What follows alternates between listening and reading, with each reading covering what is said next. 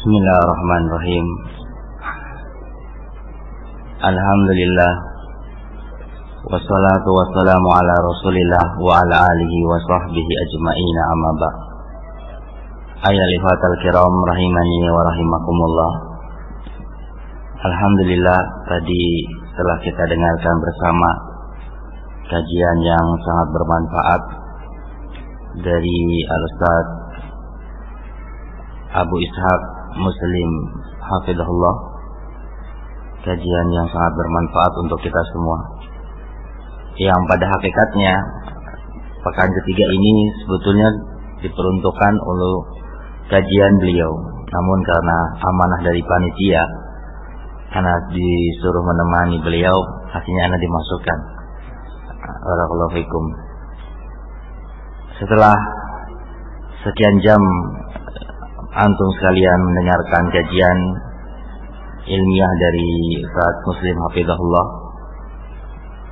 mungkin terasa lelah yang antum rasakan, maka dari itu sengaja anda bawakan tema yang ringan, tema yang ringan sehingga tidak berat di akhir-akhir waktu kita, barakallahu fikum, yaitu tentang permasalahan yang bertemakan dengan tema rumah tangga.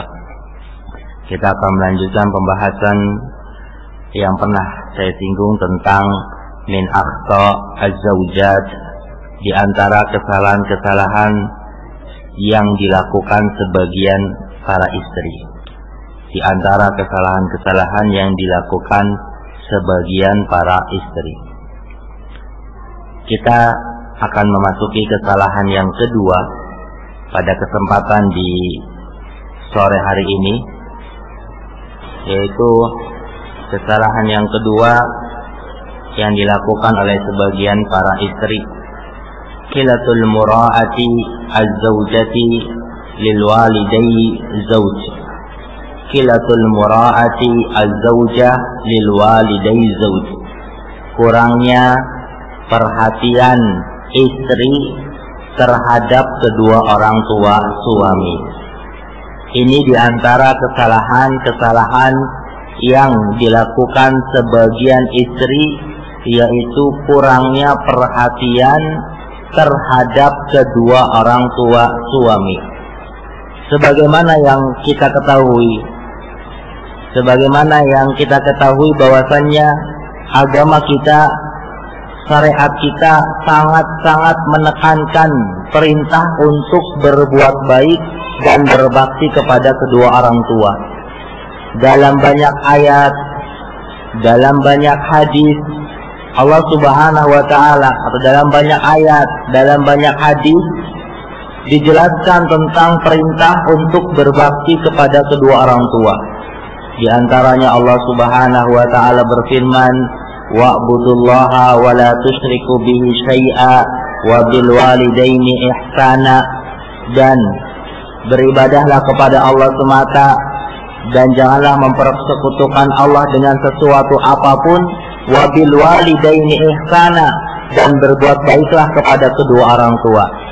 Dalam ayat lain Allah Subhanahu wa ta'ala berfirman, wa qadara rabbuka alla ta'budu illa iyyahu wa bil walidaini ihsana, dan Rabb kalian mewasiatkan, memerintahkan, janganlah kalian beribadah kecuali hanya kepadanya, yaitu kepada Allah, wa bil walidaini ihsana, dan berbuat baiklah kepada kedua orang tua.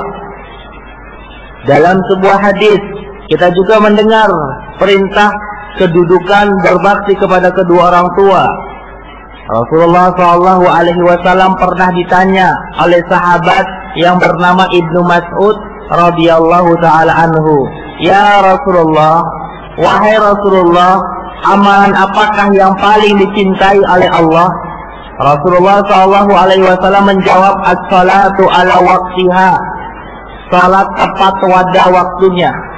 Kemudian ditanya lagi oleh Ibnu Mas'ud, lalu apalagi wahai Rasulullah? Rasulullah pun menjawab lagi, birrul walidaini, berbakti kepada kedua orang tua. Ini hadis dikeluarkan Imam Bukhari dan Imam Muslim. Dalam hadis yang lain kita pun mendengarkan, mungkin kita pernah mendengar yang menunjukkan betapa besarnya, betapa agungnya, betapa tingginya kedudukan berbakti kepada kedua orang tua. Rasulullah SAW pernah berkata, "Dakhaltul jannata," aku masuk surga, "Fasami'tu qira'atan, fasami'tu fiha qira'atan." Lalu aku mendengar di dalam surga ada seseorang yang membaca. Rasulullah mendengar ketika masuk surga, mendengar ada seseorang yang membaca, membaca. Lalu Rasulullah SAW berkata, "Man hadza?" Siapa ini? Kata Rasulullah. Lalu para malaikat menjawab, "Hadza." Para malaikat menjawab, "Haritsah bin Nu'man." Itu adalah Haritsah bin Nu'man. Kadzalikumul birru, kadzalikumul birru. Demikianlah balasan bagi orang yang berbakti kepada kedua orang tuanya.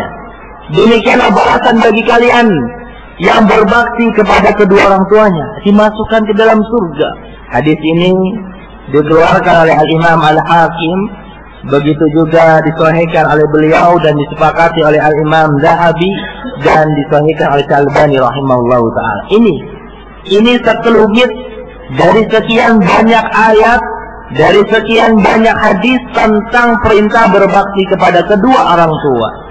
Namun di sana ada sebagian istri yang melakukan kesalahan yang cukup fatal atau kesalahan yang sangat fatal, yaitu kurangnya perhatian terhadap kedua orang tua suami atau kurangnya membantu suami untuk berbuat baik, berbakti kepada kedua orang tua. Ini kesalahan yang dilakukan sebagian para istri, yaitu kurang perhatian terhadap kedua orang tua suaminya. Kata Syekh, la raiba anna lil zawja ala zawji haqqa ikramiha. Tidak diragukan bahwasanya seorang istri itu mempunyai hak untuk dihormati. Wa min ikramiha iskaniha fi maskanin munfaridin. Dan di antara bentuk penghormatan dari seorang suami yang harus diberikan oleh istrinya kepada istrinya, dan ini merupakan hak istri, adalah menempatkan istrinya di tempat tinggal tersendiri.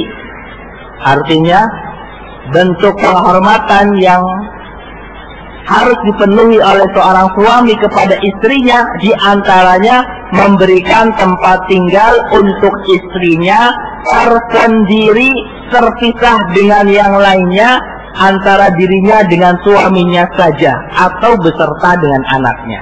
Ini diantara bentuk penghormatan kepada istrinya. Bisa beli rumah, bisa beli apartemen yang punya duit, bisa nyewa kontrakan, bisa nyewa kos. Ini yang penting antara dirinya dengan suaminya. Ini bentuk penghormatan. Berkata Al-Kasani rahimahullah, lau arada al-zawju, jika seorang suami menginginkan ayatkanaha ma'adaratiha, jika seorang suami menginginkan menggabungkan tempat tinggal istrinya bersama dengan madunya, punya istri lebih dari satu, bisa dua, bisa tiga, bisa empat, pengen dicampurkan istri yang pertama dengan madunya di dalam sebuah rumah, atau ma'ahamatiha, atau bersama dengan keluarga suaminya, ka ummi zawj, ingin dicampurkan bersama ibu suaminya, au ukhtihi, atau ingin dicampurkan dengan saudara perempuan suaminya, au bintihi, atau ingin dicampurkan anak bersama anak perempuan suaminya. Misalnya nikah dengan seorang duda yang membawa anak perempuan, ingin dicampurkan. Min ghairiha, atau selainnya dari kerabat dekat atau dari kerabat suaminya, pengen disatukan tempat tinggalnya. Fa'abat, kemudian istrinya nggak mau. enggan untuk bertempat tinggal satu atap, satu rumah bersama madunya. Gimana sih mas? Masa anak harus satu tinggal dengan madumu misalnya? Atau enggan bertempat tinggal satu atap, satu rumah dengan keluarga suaminya? Enggak mau istrinya. Alaihi, maka harus bagi seorang suami ayatkanaha fi baskanin munfaridin. Maka wajib, maka harus bagi seorang suami ketika istrinya enggak mau, enggan untuk tinggal bersama kerabat suaminya harus menempatkan istrinya di tempat tinggal tersendiri, terpisah dengan keluarganya. Ini kalau istrinya enggak mau. Kenapa istrinya enggak mau? Banyak alasannya. Di antara alasannya, li'annahunna rubbama yu'dinuha wa yadarrunaha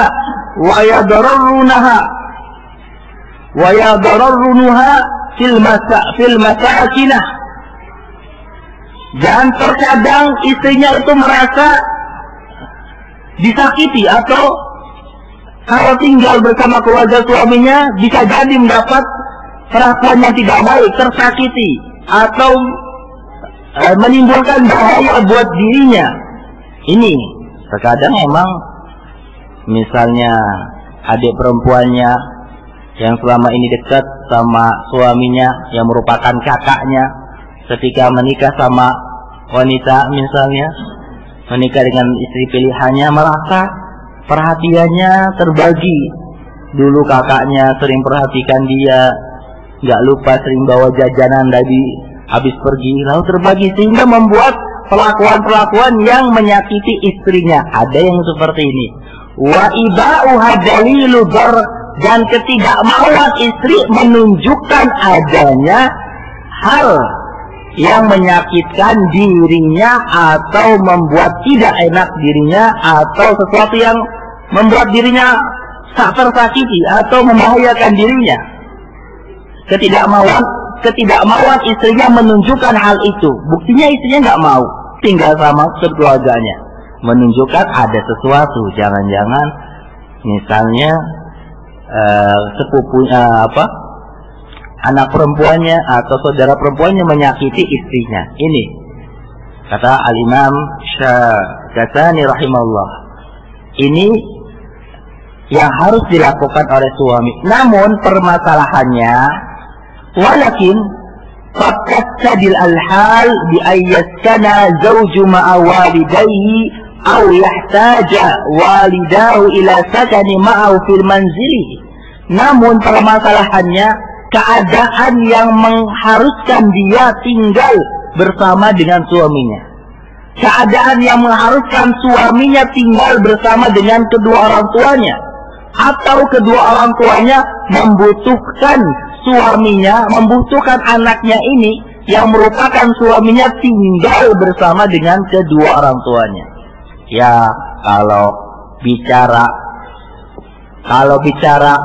menuntut hak seorang istri, ya seyogyanya seorang istri menuntut hak. Atau misalnya kalau bicara hak seorang istri, ya maunya sih tempat tinggalnya terpisah dengan keluarganya.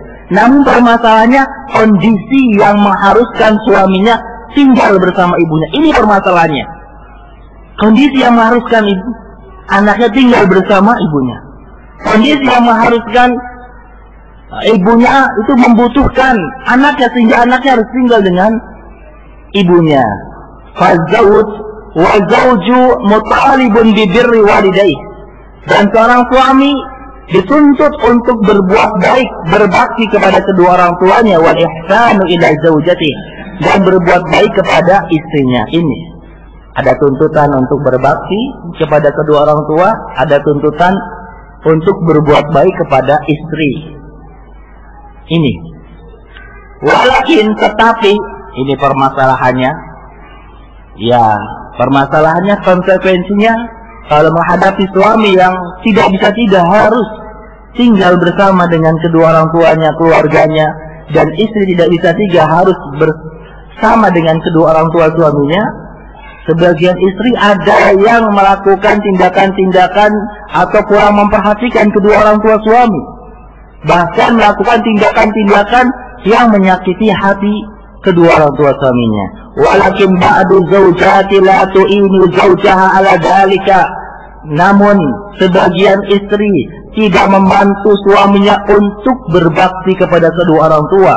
Faturidu an tas'ara bihi, dan istrinya ini menginginkan bahwasanya suaminya itu harus bersama dia, berusaha dikuasai suaminya. Fala yakunu li ahadin siwahu nasibun minhu. Pokoknya enggak boleh seorang pun mempunyai bagian waktu. Suamiku 24 jam kalau bisa bersamaku, kulihat, kupandang, kudengar perkataannya. Enggak boleh yang lainnya bersama atau mengambil waktu suamiku walaupun bersama kedua orang tuanya. Nah, ini sebagian istri sikapnya seperti ini, enggak membantu suaminya berbakti kepada kedua orang tua, padahal kondisi yang mengharuskan suaminya hidup bersama kedua orang tuanya. Begitu juga ada yang sampai ingin menguasai waktu suaminya. Baru bahkan terkadang keadaan amru balik, perkaranya tidak sampai di sini. Perkaranya sebagian istri tidak mau membantu suaminya untuk berbakti kepada kedua orang tua, atau tidak mau memperhatikan kedua orang tuanya, tidak sampai di sini. Bahkan perkaranya lebih dari itu. Faqamat bi'idai walidai zawjiha. Sampai-sampai ada sebagian istri bukan hanya sekedar nggak mau memperhatikan kedua orang tua suaminya, bahkan menyakiti kedua orang tua suaminya. Dan bentuk menyakiti kedua orang tua suami itu banyak bentuknya. Di antaranya satu, famin dzalika raf'u sawti 'alaihima, mengangkat suara kepada kedua orang tua suaminya. Ini raf'u sawti 'alaihima, mengangkat suara kepada kedua orang tua suaminya. Ini mengangkat suara lebih tinggi kepada kedua orang tua suaminya. Ini yang pertama. Yang kedua, wa ta'affufu min awamirihima, enggan, merasa bosan, berkeluh kesah dari perintah kedua orang tua suaminya. Ini bentuk menyakiti. Lalu yang ketiga, wakilatu tawaddudi lahuma, kurang hormat kepada kedua orang tua suaminya. Ini yang ketiga.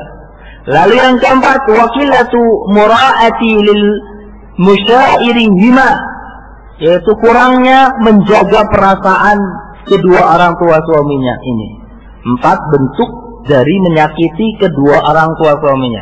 Mengangkat suara, apalagi dia punya biasa cerewet misalnya, nggak tersadar ngangkat suara di hadapan kedua orang tua suaminya atau yang semisalnya.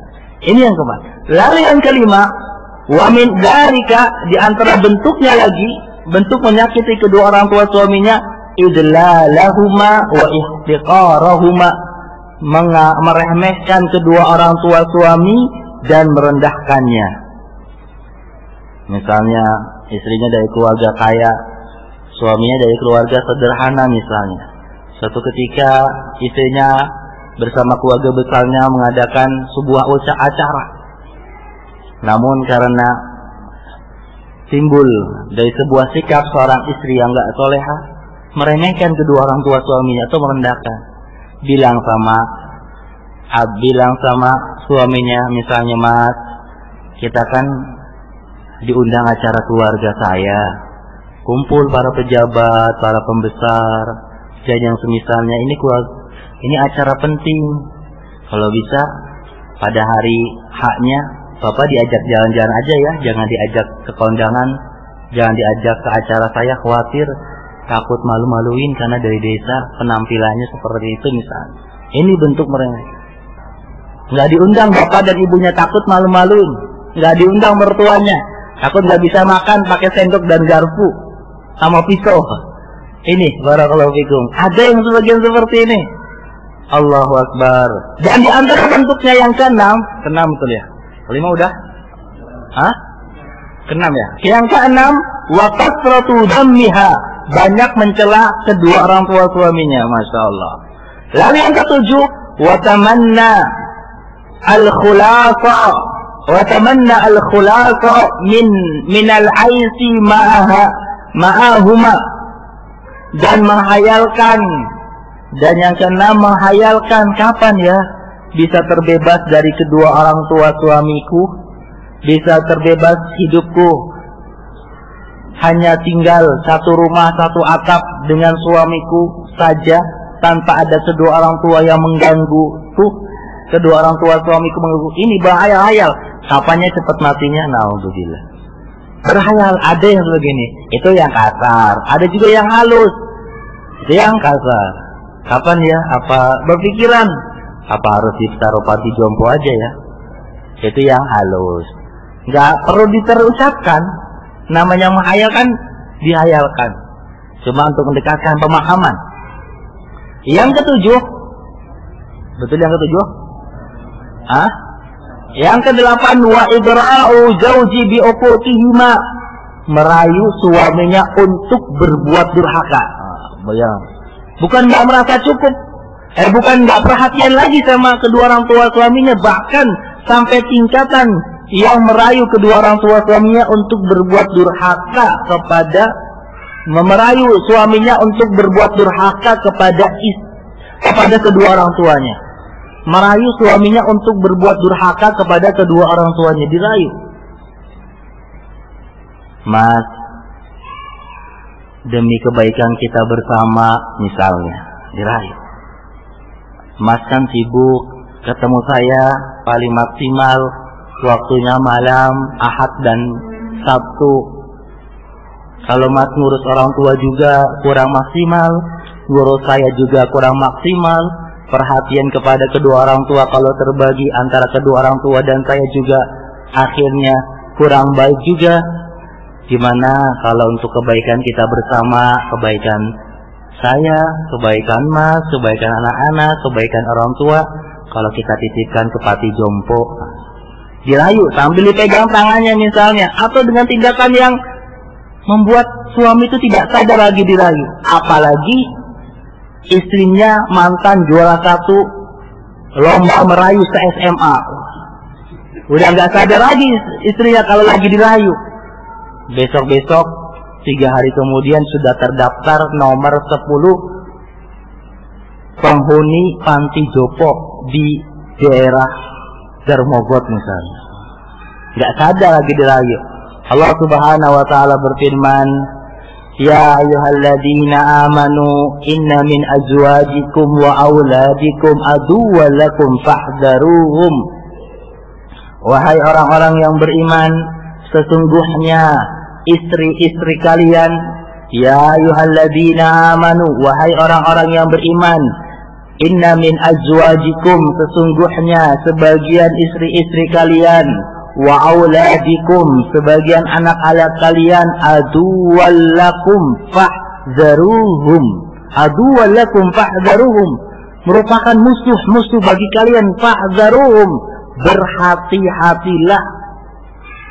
Dalam surat Al-Ankabut ayat 14. Ini hati-hati, jangan sampai gara-gara istri durhaka sama kedua orang tua, binasa hidupnya dunia dan akhirat, hancur rumah tangganya dunia dan akhirat. Banyak, nggak sedikit, terlalu banyak realita, terlalu banyak kenyataan, terlalu banyak kisah kalau mau ditulis, kalau mau diceritakan, atau kalau mau dikabarkan dan diinformasikan bagaimana hancurnya sebuah rumah tangga ketika dia berbuat durhaka kepada kedua orang tua, terlalu banyak. Ayyuhal kiram rahimani wa rahimakumullah. Jadi antara kesalahan yang selanjutnya yang ke-9, tasayyudu zalati alaihima, mencari-cari kesalahan kedua orang tua suami. Lalu yang ke-10, wa tadhimul akhta, membesar-besarkan kesalahan kedua orang tua suami. Yang ke-11, bal iftira'u wal kadhibi alaihima, bahkan menuduh dan berbuat kedustaan kepada kedua orang tua. Ini bentuk kesalahan dari menyakiti kedua orang tua suami. Bentuk kesalahan seorang istri, sebagian istri diantaranya bentuk menyakitinya seperti itu. Dicari-cari kesalahan, dibesar-besarkan kesalahan. Belum sampai rumah, suaminya baru datang. Tok, assalamualaikum. Dikabarkan, Mas, tadi masa oleh-oleh kita, misalnya cindera mata yang baru kita beli di Arab, di Saudi Arabia ketika umroh, dipecahkan oleh Umi. Itu kan mahal, belinya jauh lagi, dibesar-besarkan. Bahkan hanya cindera mata yang bisa dibeli aman saja, jangan-jangan belinya tanah abang, dibesar-besarkan. Seperti itu, maka harus pergi jauh hanya ke Arab Saudi misalnya beli cindera mata tersebut. Ini dibesar-besarkan. Ini diantara bentuk menyakiti kedua orang tua suami yang dilakukan sebagian arah istri. Wa min dzalika, bahkan diantara itu juga bentuk kesalahan, bentuk menyakiti yang ke-12 yang dilakukan sebagian istri. Wa min dzalika al-ghirratu minal ummi wa muamalatuha wa muamalatiha ala annaha munafisatun laha wa syarikatun ma'aha fi zawjiha ila ghairi dzalika min anwa'i adiyati. Yang selanjutnya yaitu memperlakukan ibunya secara khusus, dimuamalahkan atau dipergaulkan oleh istrinya itu ibarat madunya, ibarat saingan untuk merebut cinta, perhatian, kasih sayang suaminya. Ibunya diperlakukan sebagai madunya. Bayangkan, ibunya lagi ngobrol sama suaminya, udah hatinya panas, telinganya panjang, ini dianggap sebagai madunya. Ibunya dianggap sebagai madunya, saingan untuk meraih cinta, kasih sayang suaminya. Ini bentuk diantara menyakiti kesekian banyak dari bentuk-bentuk yang dilakukan oleh sebagian istri. Ini diantara kesalahan yang kedua yang dilakukan oleh sebagian istri. Lalu kalau ada yang bertanya, kenapa ya bisa ada tipe atau kesalahan istri yang sampai melakukan hal atau tindakan yang seperti itu?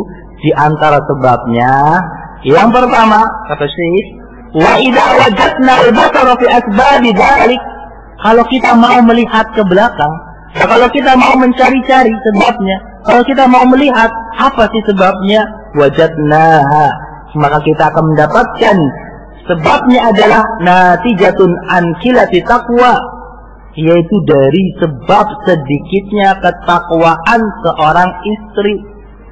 Karena ketakwaan seorang istri sedikit, kurang ketakwaan, sehingga melahirkan sebuah tindakan kurang memperhatikan kedua orang tua suami, bahkan sampai durhaka kepada kedua orang tua suami dan merayu suami untuk durhaka kepadanya. Gak sedikit yang terjadi seperti ini. Dan sebabnya lagi wasu'i tarbiyah, jeleknya tarbiyah. Ini sebab yang kedua. Kenapa sampai ada tipe atau kesalahan istri melakukan tindakan yang demikian? Yaitu yang kedua, sebabnya jeleknya tarbiyah dari orang tua, dari ibu atau bapak istrinya. Dipesankan sebelum nikah, diwanti-wanti, kamu ini kalau jadi istri jangan terlalu nurut sama suami. Kalau jadi istri, pokoknya jangan terlalu baik sama mertua. Pokoknya kamu harus jadi istri yang begini dan begini, jangan terlalu baik sama mertua. Jangan mau disuruh selalu nurut disuruh. Ini jelek caranya, itu kasarnya. Bisa jadi lebih lembut dari apa yang saya sampaikan. Lalu sebab yang ketiga, wadha'fil akal, lemahnya akal. Kalau akalnya lurus, akalnya benar, nggak mungkin melakukan tindakan-tindakan yang seperti itu. Saya jadi teringat dengan sebuah penglihatan, dari teringat dengan sebuah kejadian yang cukup menyedihkan ketika dalam perjalanan Kutuarjo, Jakarta. Pas di terminal Kutuarjo baru naik kereta, ada seorang ibu yang terlihat nampak dari tubuhnya atau nampak dari dirinya bekas bahwasanya dirinya terkena stroke dan masih ada sisa-sisa terkena stroke-nya. Jalan satu demi satu, rel dia lewati dalam keadaan sendiri dan sudah lanjut usia. naik turun dari rel, naik turun yang kedua, rel yang kedua, naik turun sampai rel ketiga, baru berhasil naik ke kereta yang dia naiki. Sampai di kereta qadarullah nggak jauh duduknya dari anak. Perjalanan lewat Kebumen, lewat lagi setelah Kebumen Gombong atau yang seterusnya. Tiba-tiba ibu itu terlontar sebuah ucapan, "Pak, saya mah kalau nggak kebangetan istri anak saya nggak akan kabur dari rumah. Saya nggak akan kabur dari rumah kalau nggak kebangetan istri saya, istri suami saya. Masa begini nggak boleh, begitu nggak boleh. Masa harus nelpon anak saya saja, mau nelpon anak saya saja, saya harus minta izin sama dia. Kalau nggak kebangetan mah saya nggak akan kabur, betul-betul kebangetan istri suami saya." Gitu, bayangin. Umur di sekian umurnya, di usia-usia yang sudah tua, yang sudah lanjut, diperlakukan dengan sikap yang seperti itu. Safar ini tanpa mahram. Saya cuma bisa memesankan hati-hati di jalan, Bu. Kalau sampai di terminal Jakarta nanti, kalau masih malam jangan keluar sampai aman. Coba kabari keluarga yang terdekat supaya bisa jemput ibu. Seperti itu. Ini buah dari perlakuan seorang istri. Ayyuhal ikhwatal kiram rahimani wa rahimakumullah. Jangan sampai sikap kita yang durhaka setelah kita menikah, tergoda dari fitnah istri atau tergoda fitnah anak, selalu kita durhaka kepada kedua orang tua kita atau tidak memperhatikan lagi sebagaimana kita ketika masih belum menikah memperhatikan kedua orang tua kita, maka Allah ganti balasannya nanti kalau kita punya menantu kita berperilaku atau bersikap sebagaimana kita bersikap kepada kedua orang tua kita dengan kedurhakaan, naudzubillah. Dan ini terjadi. Seorang pernah melihat sebuah kejadian orang tua sedang dipukul oleh anaknya dengan sebuah pukulan. Sedang dipukulin orang tua. Melihat seperti itu, seorang ini yang berilmu mau mengingkari, namun kata bapaknya ini, jangan kau ingkari. Kenapa? Karena aku pun pernah memukul kedua orang tuaku di tempat yang sama ini. Ketika anakku memukulku sekarang. Lalu Allah balas dengan balasan kedurhakaan anaknya sebagaimana dulu dia durhaka. Allah Subhanahu wa taala berfirman, "Ya ayyuhalladzina amanu inna min azwajikum wa auladikum aduwwalakum fahdharuhum." Wahai orang-orang yang beriman, sesungguhnya sebagian istri-istri kalian, anak-anak kalian adalah musuh bagi kalian, fahdharuhum, berhati-hatilah. Maka seorang istri yang baik, seorang istri yang salehah, yang lurus pandangannya, seorang istri yang berakal, maka dia memikirkan kedua orang tua suaminya, memikirkan kedua orang tua suaminya, berusaha memperhatikan sebagai bentuk dari pengamalan perintah Allah dan perintah Rasulnya untuk berbakti kepada kedua orang tua. Dan dia juga berpikir bagaimana kalau seandainya orang tua dia yang disikapi seperti itu.